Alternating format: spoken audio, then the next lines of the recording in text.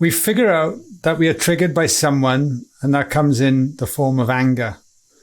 We're able to recognize that soon as you know that you have to spread time with that person, you feel angry, or spend time with that person. Don't spread time. Don't spread them. Yeah.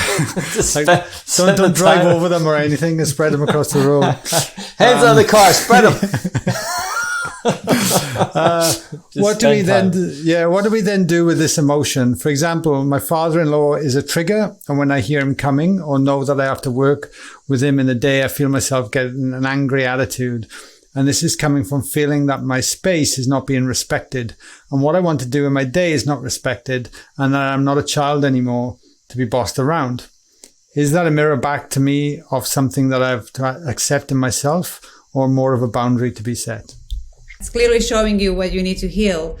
And it's also clearly showing you that you feel that you need to start taking space for yourself. And actually, you answered your own question. You said, I'm not a child anymore. So step into the adult role and start taking care of yourself, and start setting healthy boundaries with love.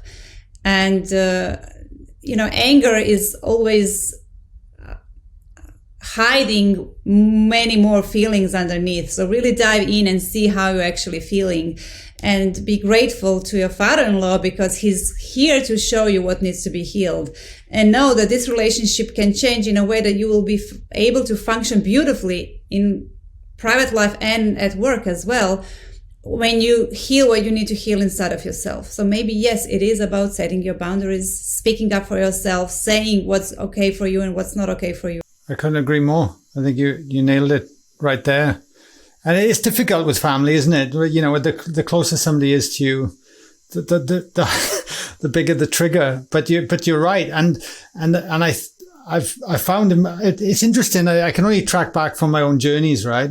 But I've found in my life, the more I've accepted myself for who I am, actually nurtured and loved that aspect of my self-worth, my self-love, and really become my identity, the triggers tend to fall away more and more.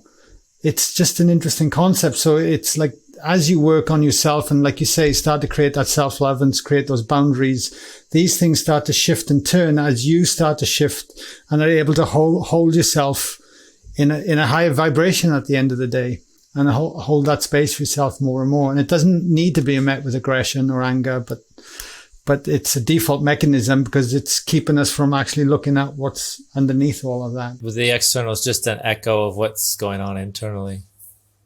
We often forget that.